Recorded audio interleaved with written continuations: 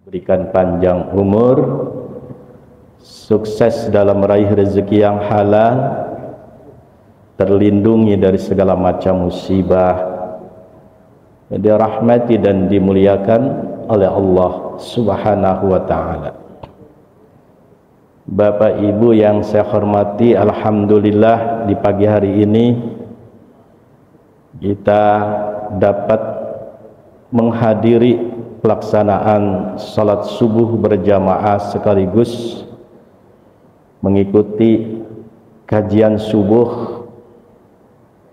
Mudah-mudahan dengan salat subuh yang baru saja kita laksanakan dan mengikuti kajian subuh ini, kita benar-benar menjadi hamba Allah sejati.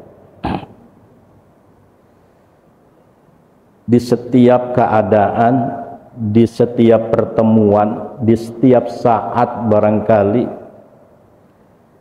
hati kita ini kadang-kadang terbagi menjadi dua. Ada kalanya menjadi hamba Allah, ada kalanya kita ini menjadi hamba makhluk. Kita tidak bisa meninggalkan keduniawian. Misalkan yang memiliki aktivitas bisnis, bekerja, berdagang, dan sejumlah aktivitas dunia yang lain, berarti kita ini mengikuti aturan-aturannya, norma-normanya. Di saat kita fokus hati dan pikiran terhadap benda, misalkan menganggap benda itu berharga, benda itu memiliki manfaat untuk kita, benda itu sangat menentukan di masa depan kita, maka saat itu pula kita akan menjadi hamba benda itu. Di saat kita tadi sholat subuh, manakala sholatnya ini dilaksanakan dengan secara khusyuk, saat itu hati terfokus hanya untuk Allah, maka kita menjadi hamba Allah. Jadi dua sisi kita hidup ini, kadangkala menjadi hamba Allah, kadangkala menjadi hamba manusia, hamba makhluk. Coba kita introspeksi diri. Betulkah sampai saat ini kita senang sama duit, Pak? Nggak munafik kan, Pak? Sama saya. Ibu juga suka dengan uang. Uang itu dianggap berharga buat kita, manfaat untuk kita.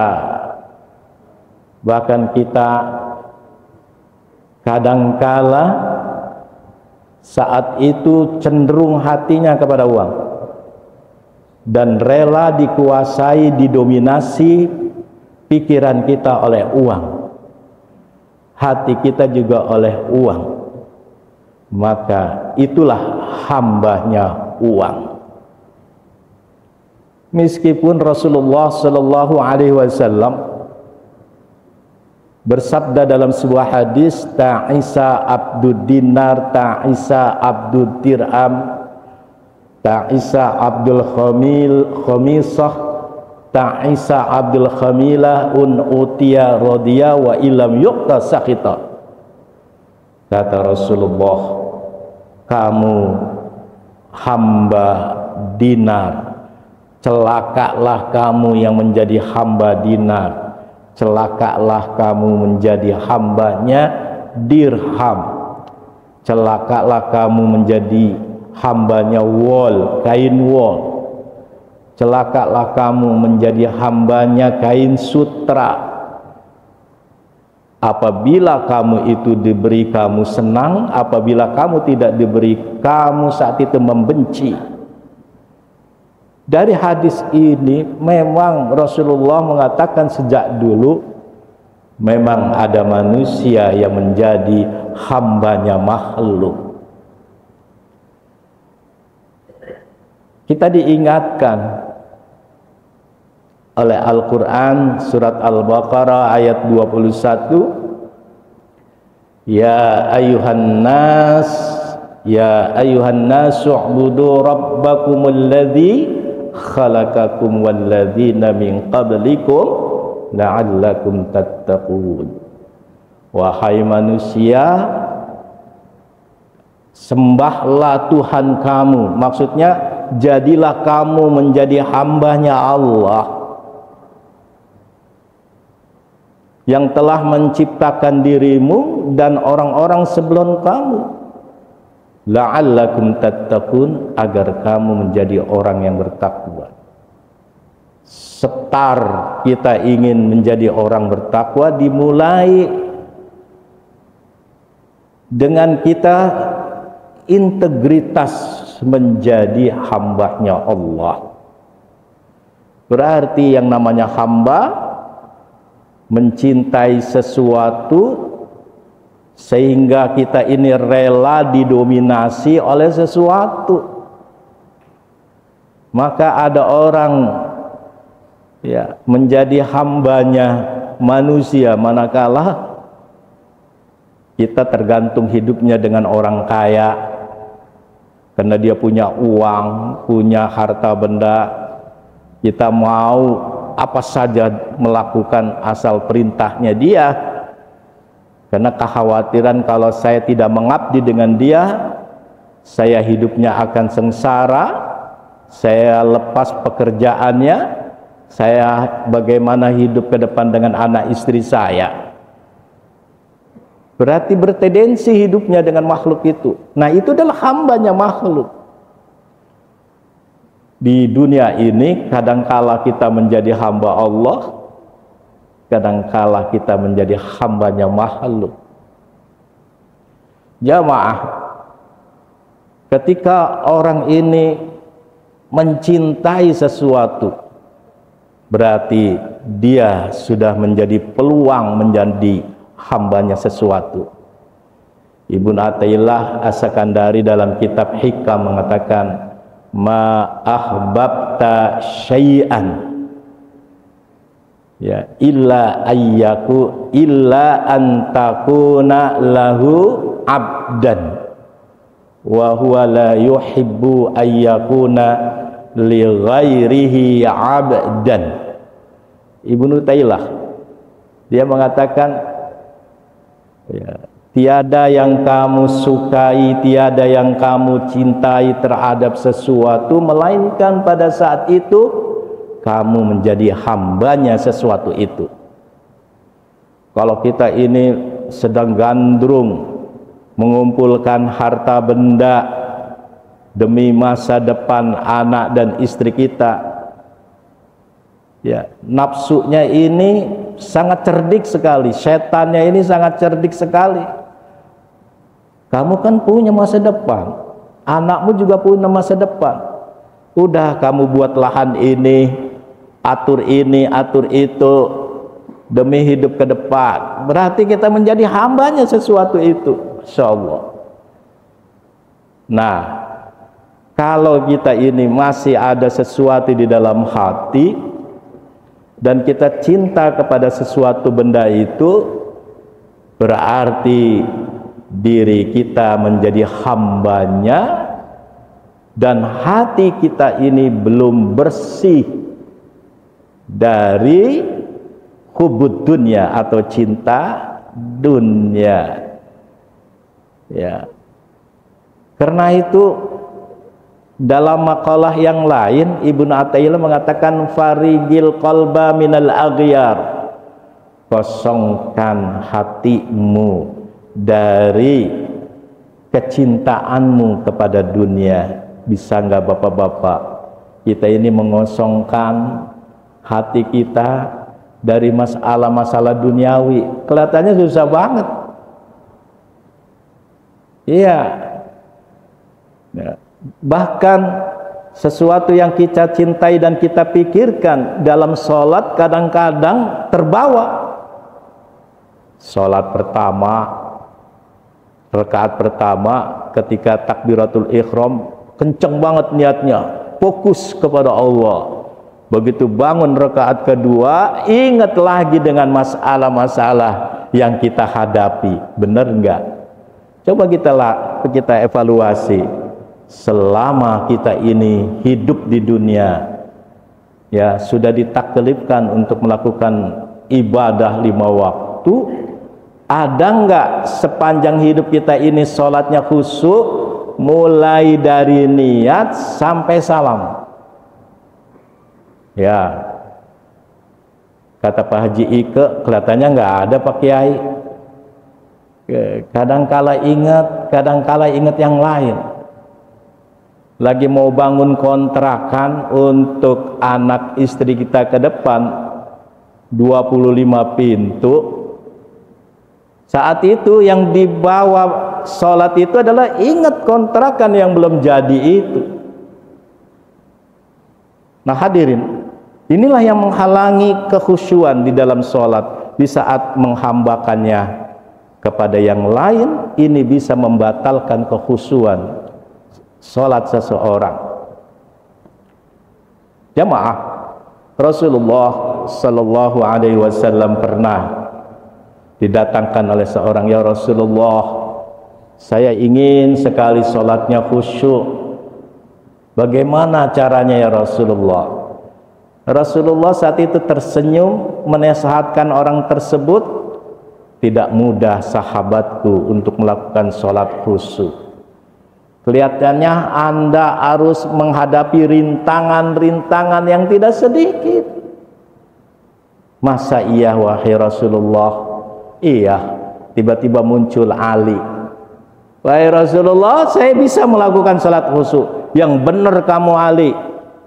Benar ya Rasulullah, saya bisa melakukan sholat khusyuk. Kalau kamu wahai Ali bisa melakukan sholat khusyuk, baru saja saya beli sorban, ya, yang produknya produk dari Turki, kainnya bagus.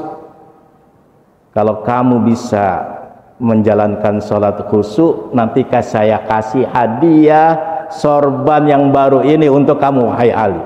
Beneran ya Rasul? Iya.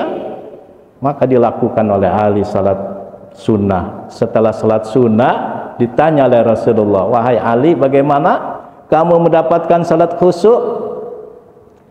Begini ya Rasul, rakaat pertama saya dapat kekhusyuan, bergetar hati saya menghadap Allah. Dan saya merasakan nikmatnya tazawwukul ibadah, lezatnya ibadah di saat saya sholat rakaat pertama. Begitu rakaat kedua, di saat tepatnya tahiyat akhir, saya ingat dengan sorban yang akan kamu beri kepada diri saya. Berarti kan masih terbayangnya masalah duniawi. Nah hadirin, kenapa demikian? Karena di sisi lain kita masih menghambahkan kepada makhluk. Yang namanya hamba Allah berarti fokus hatinya kepada Allah.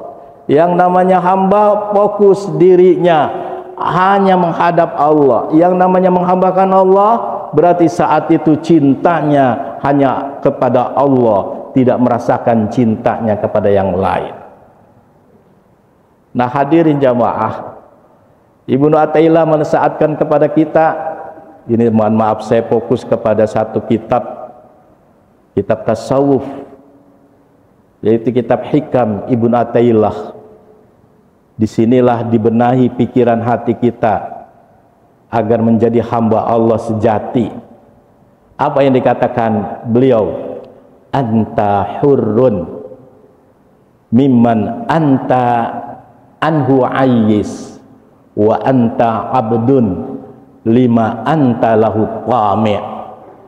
Kamu akan menjadi orang merdeka. Kamu akan menjadi orang merdeka apabila kamu bisa melepas masalah-masalah kecintaanmu dengan dunia. Kamu bisa akan menjadi hambanya makhluk apabila kamu ada rasa menyukai kepada makhluk itu sendiri.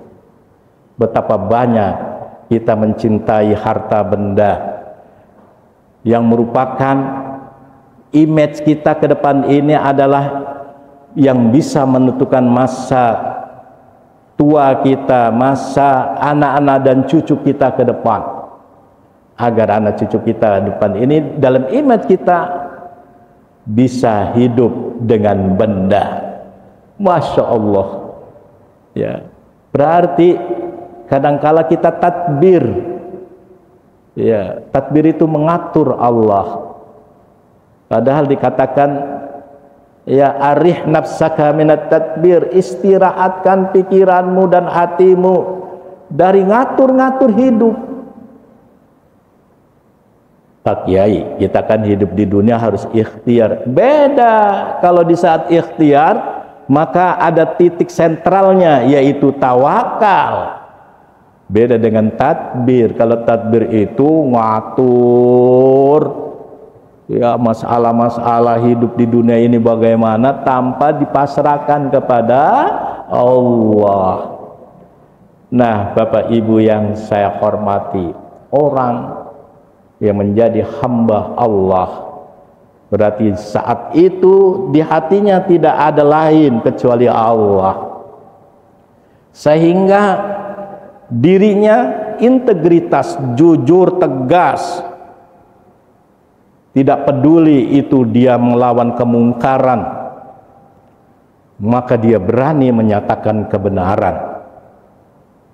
Ada seorang ulama namanya Syekh Banun Al-Ham.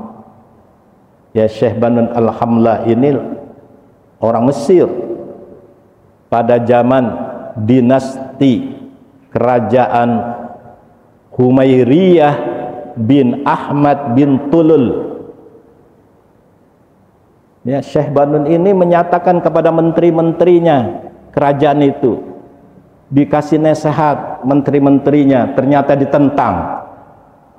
Ya, maka Syekh Banun diingatkan oleh kawan-kawannya, wahai Syekh, berhati-hatilah kalau kamu sudah negur menteri-menteri yang seperti ini.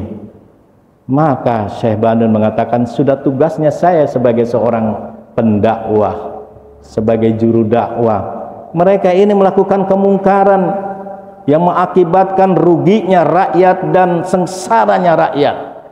Maka wajar kalau saya tegur menteri-menteri kerajaan ini adalah melakukan kejahatan sosial.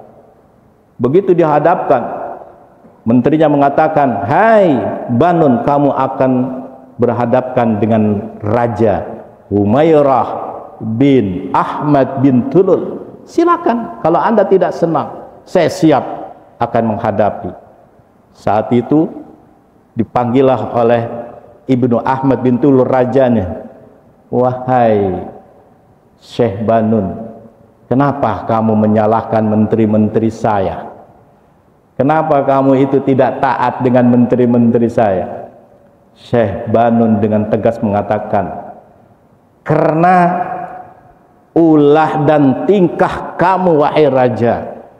Menteri ini bagaimana rajanya? Kalau rajanya menyuruh kezaliman, menteri ini ikut zalim. Kena akibat dari tingkah laku dan perilakuan kamu wahai raja. Maka raja mengatakan, Banun, kamu siap menghadapi resiko bila menentang ya, kekuasaan kami? Oh, silakan, silakan. Maka diseretlah Syekh Banun di dalam satu arena, ditonton rame-rame sama satu kabinet itu. Untuk apa? Untuk eksekusi, bahwa Banun akan diterkam dimakan seekor singa yang ganas. Diadu, Pak. Syekh Banun Al-Hamlah ini diadu oleh singa dalam satu ruangan, ditonton. Nah, kalau saat itu bukan seorang ulama seorang waliullah, bukan seorang yang integritas dan hambanya betul kepada hamba Allah, barangkali sudah habis. Apa yang dilakukan singa ini? Singa ini mendekat, dia tunduk, ingin diusap kepalanya. Ya, wahai singa, kamu tidak jadi makan saya. Maka diam, dia malu. Singanya ini seolah-olah permisi, dia keluar. Maka tidak jadi singa ini memakan ya Syekh Banun yang sudah siap dimangsa. Karena begitu melihat Syekh Banun, singa ini bergetar ketakutan. Bukan orangnya yang ketakutan, tapi singanya yang ketakutan.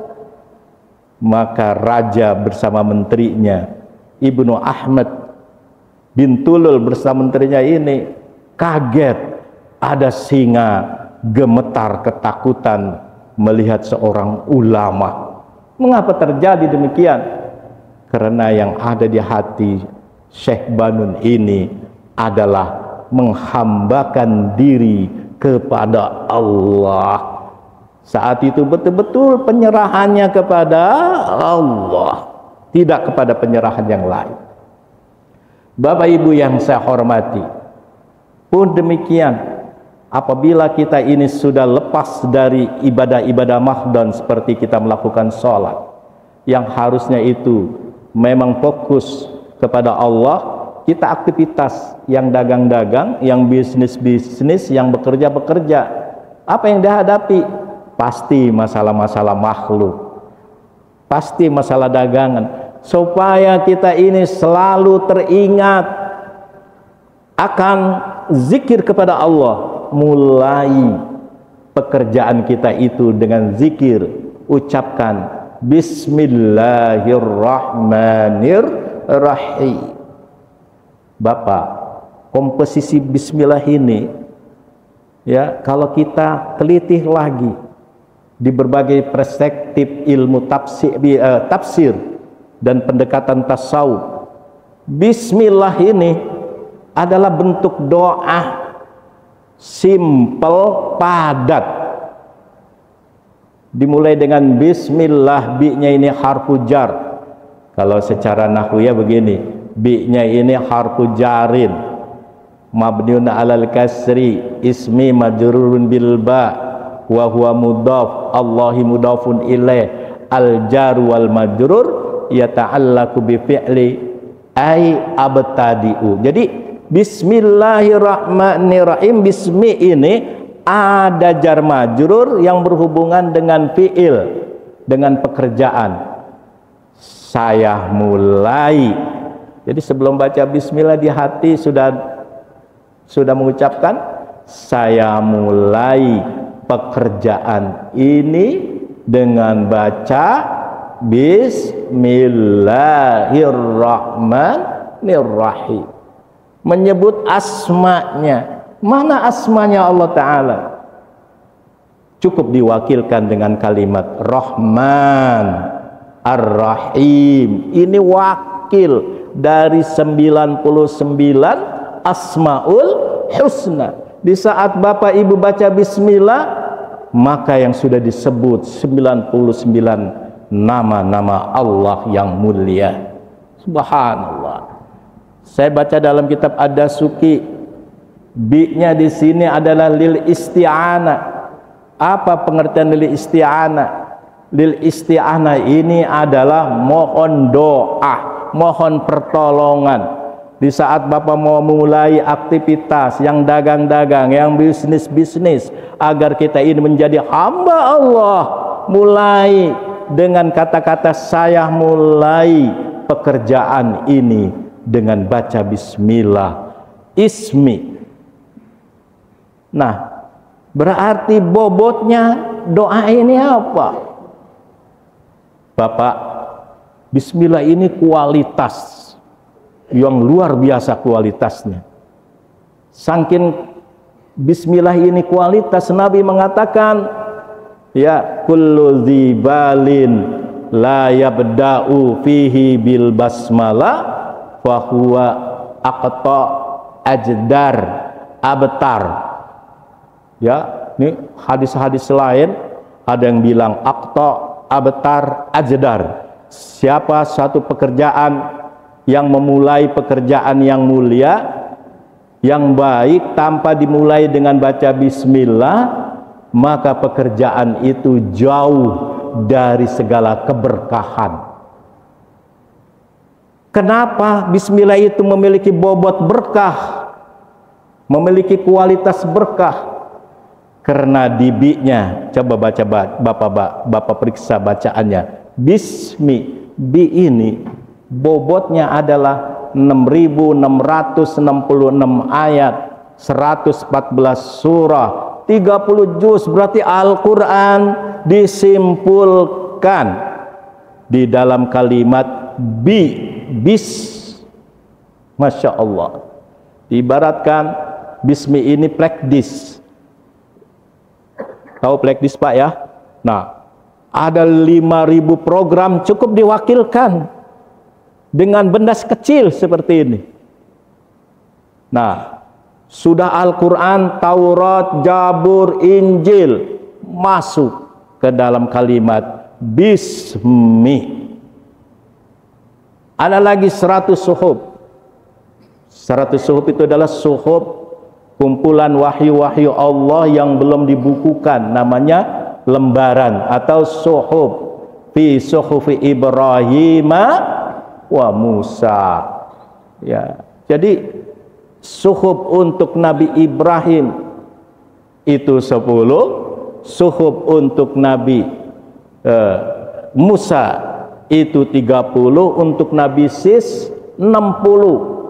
Berarti ada 100 suhuf. 100 suhuf itu ada dalam kalimat bismi. Kita ulang, 6.666 ayat, 114 surat, 30 juz masuk ke bismi. Taurat, Injil, Jabur masuk ke bismi. 100 suhuf, 60 suhuf untuk Nabi Sis, 10 untuk Nabi Ibrahim, 30 untuk Nabi Musa masuk kepada bismi. Mulailah pekerjaan dengan baca bismillah. Cuma pekerjaan yang mulia. Kalau pekerjaan yang mungkarot jangan. Jangan. Ini yang mulia, yang disuruhkan adalah yang mulia. Nah, ketika Bapak saat itu bilang Allah, bismillah, ketika Bapak bilang millah, berarti di situ ada lafzul jalalah. Lafzul jalalah menurut Syekh Nawawi bin Umar At-Tanara Al-Jawi dalam kitab Tijan Darari, beliau mengatakan walil abdi yulahidha minallah qudratahu. Ada formulasi yang perlu kita gunakan di saat kita bilang bismillah. Apa formulasi itu? Mengikat nama Allah dengan kekuasaannya. Mana kekuasaannya? Dalil-dalilnya mana? Nih gelas ini, saya, Pak Haji Nasri, Pak Haji Ike, bapak-bapak, ibu-ibu yang hadir, ini kekuasaannya. Yang namanya kuasa tidak bisa lepas dari kehendaknya. Kalau tadi kudratnya, berarti tidak bisa lepas dari irodahnya, kehendaknya. Kehendaknya tidak bisa lepas dari ilmunya. Berarti sesuatu yang hadir di depan kita hari ini maupun yang kemarin maupun yang akan datang, itu berdasarkan kudratnya, irodahnya, ilmunya. Mau apa kita ini sebagai manusia? Mau protes di saat kita ini punya rencana, rencananya ini ternyata kandas, di luar harapan. Yang ingin berdagang ini untung, tiba-tiba dikasih oleh Allah Ta'ala rugi. Bagaimana sikapnya? Nah, sikap inilah pendekatannya sufistik, tasawuf. Ketika barang yang sudah terjadi, dua, ridha, ikhlas. Ridho enggak kalau kita ini dikasih saat ini, sudah berobat kemana-mana, alternatif sudah, dokter juga berbagai macam dokter, tapi nggak kunjung sembuh. Maka sikapnya cuma ridho. Apa itu ridho? Menerima kenyataan. Suka menerima kenyataan. Nggak ada pada satu kecewa, tidak ada pada satu hatinya itu suuzon, berburuk sangka. Dia ikhlas, dia betul-betul ikhlas, rela betul-betul di saat ditentukan oleh Allah. Berarti di saat Bapak baca Bismillah, ini hati Bapak harus ridho, harus ikhlas, harus tawakal, harus ikhtiar, harus berdoa. Masya Allah. Ini kita ini lagi ngajinya Bismillah, yang berhubungan dengan penghambaan kita kepada Allah. Dimulai dengan Bismillah. Jadi saat kita ini baca Allah, berarti ingat kudratnya, iradahnya, ilmunya, kuasanya, kehendaknya, pengetahuannya. Sesuatu yang sudah terjadi seperti ini sudah ada kadarnya. Bahkan setiap kita bernafas, di sanalah ada kejadian baik maupun kejadian buruk. Di saat kita lagi nafas lagi, kita ditentukan baik buruknya oleh Allah. Bagaimana kita sebagai hamba Allah nerima, nggak ada apa lagi. Nah, ini yang disebut dengan Bismillah. Ar-Rahman walil abdi ula'idha ya minallah ni'matahu. Ketika Bapak bilang Ar-Rahman, maka yang diikat adalah hati kita dengan nikmatnya Allah. Nikmatnya Allah ini terlalu banyak, kalau kita hitung nggak bakal bisa. Kadangkala kita ini melupakan nikmat-nikmat yang lalu, sebab hadirnya nikmat yang saat itu yang kita tidak dikehendaki. Contohnya, sebelum COVID usaha lancar, setelah COVID mengalami kerugian dalam usaha.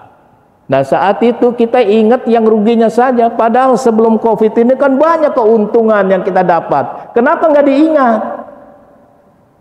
Maka inilah kadangkala manusia ya karena kurang memahami pengertian nikmat, kedudukan nikmat, hakikat nikmat, akhirnya berbalik dia suuzon dengan Allah Subhanahu wa Ta'ala. Ulama mengatakan, jumhur ulama mengatakan nih Pak, sebodoh-bodohnya orang adalah orang yang selalu berburuk sangka kepada Allah. Bangun tidur, kita megang kaki, asam urat kita kambuh. Saat itu kita ikhtiar sudah, obat udah, tetap aja kita di hati kita ini seperti ngegerutuh. Ya, terus kita menyesali. Ini berarti kita telah melakukan suuzon dengan Allah, menyangka Allah tidak melakukan keadilan untuk diri kita.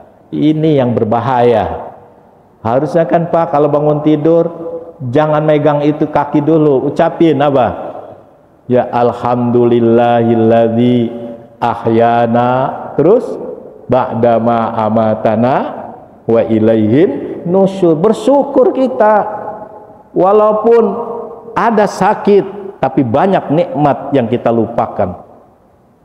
Rasulullah mengatakan, ya nikmati maghbudun fihi ma kasirun minan nas, al-farag ya was-sihah. Dua nikmat yang sering dilupakan oleh orang banyak, kata Rasulullah. Apa nikmat itu? Kesempatan dan sehat. Ini kita kesempatan untuk ngaji sebenarnya banyak. Kenapa kita nggak dilepak? Kenapa kita nggak gunakan? Karena tadi kecenderungan hati kita kepada makhluk ini terlalu tinggi, sehingga kita mau diatur oleh makhluk. Itu akibatnya. Ya. Nikmat juga lain, sehat. Ini kita banyak masih sehat, mata masih dikasih melihat, kaki masih bisa melangkahkan ke masjid ini. Kenapa kita tidak pernah mengingat nikmat tersebut? Karena hati kita terhalang dengan penghambaan diri kita dengan makhluk. Nah, berarti kembali kepada lafaz Ar-Rahman. Ketika kita ini bilang Ar-Rahman, berarti fokusnya adalah kepada nikmat-nikmat Allah. Kemudian Ar-Rahim. Ar-Rahim ini adalah fokusnya kepada ampunan Allah. Karena manusia cenderung akan melakukan kesalahan. Ya, al-insan mahalul khata wa nisyan. Manusia itu adalah tempat kesalahan dan kehilapan dan kealpaan. Maka disinilah manusia itu banyak yang melakukan kesalahan. I'tiraf saat itu, i'tirafnya bagaimana? Istighfar. Banyaklah istighfar. Di saat itu kita melangkahkan kaki, kita ini banyak bertaubat dan istighfar kepada Allah. Jadi isi bismillah itu sebenarnya 4 tadi.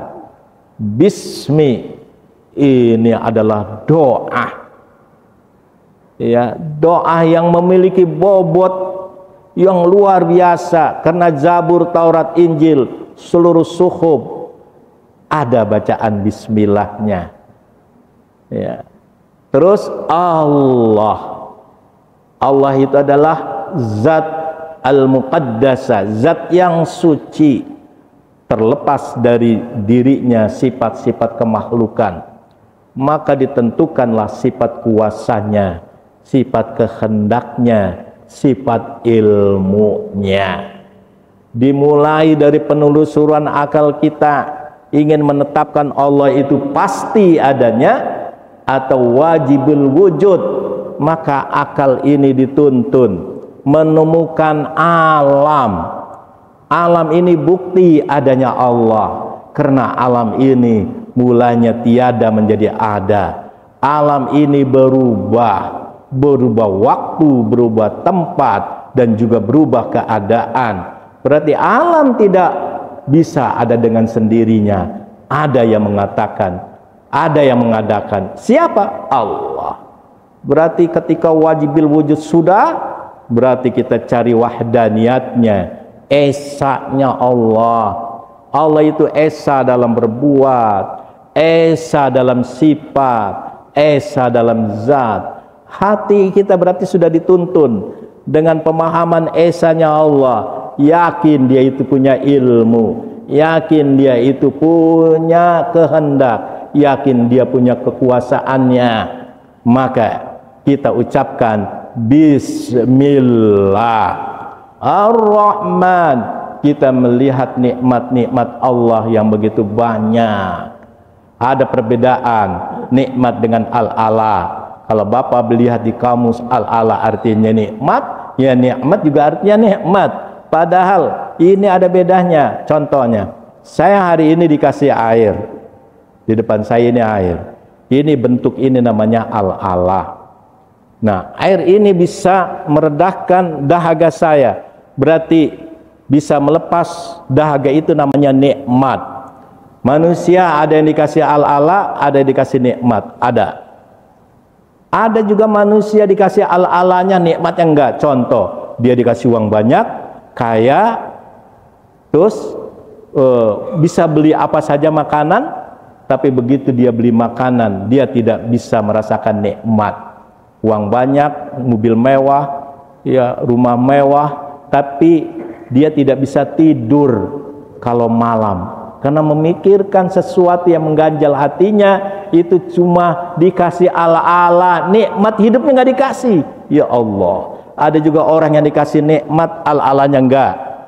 Contoh, orang yang hidupnya pas-pasan, anak banyak, ya rumahnya juga kecil, tapi anak istrinya mau diatur untuk beribadah, berakhlak mulia, tenang, tentram hidupnya. Ini orang dikasih nikmat hidup, ala-alanya yang nggak ada. Maunya kita, ya dua-duanya, ala-ala dapat, ya nikmat dapat. Yang paling dahsyat ini adalah orang yang nggak dikasih ala-ala, nggak dikasih nikmat, itu namanya azab. Ya Allah. Berarti di saat Bapak ini bilang Bismillahirrahmanirrahim, berarti Bapak harus bisa melepas azab. Bapak harus dapat nikmat. Ar-Rahim, ketika Bapak bilang Ar-Rahim, Bapak harus dapat ampunannya Allah. Ampunan Allah di saat kita ini hidup di dunia akan menjadi orang yang sukses, orang yang taubat, orang yang terhindar dari segala dosa. Itu doanya selalu diijabah. Dirinya sehat walafiat, rezekinya selalu mudah apabila diampuni. Nah, karena itu bismillah tadi, 4 tadi doa, ya, kuasanya Allah, nikmatnya, ampunannya. Berarti 4. Ketika Bapak memulai pekerjaan dengan baca bismillah. Ini saja yang dapat saya sampaikan. Mudah-mudahan ada manfaatnya. Al-Fatihah. A'udzubillahi minasyaitonirrajim. Bismillahirrahmanirrahim. Alhamdulillahirabbil alamin arrahmanir rahim maliki yaumiddin. Iyyaka na'budu wa iyyaka nasta'in. Ihdinas siratal mustaqim. Siratal ladzina an'amta 'alaihim ghairil maghdubi 'alaihim waladdallin. Ya hayyu ya qayyum ya dzal jalali wal ikram. Allahumma shalli wa sallim wa barik ala sayyidina Muhammad wa sallim tabaraka wa ta'ala kulli sahabat rasulillah ajma'in. Alhamdulillahirabbil alamin. Allahumma tawil a'marana wasahhi ajsadana wa nawwir qulubana wasabbit imanana wa ahsin a'malana wa wassi arzakana wa ilal khair qaribna wa 'anil syarri ab'idna wa qadi hawaijana fid din wad dunya wal akhirah innaka ala kulli syai'in qadir. Ya muhawwilal ahwal hawil hali ila ahsanil ahwal. Ya azizu ya muta'al ya rabbal alamin. Rabbana atina fid dunya hasanah wa fil akhirati hasanah wa qina adzabannar. Bi fadlika subhana rabbika izzati amma yasifun. Salamun alal mursalina. Alhamdulillahi rabbil alamin. Kurang lebih mohon maaf. Wallahul muwaffiq ila aqwamit. Assalamualaikum warahmatullahi wabarakatuh.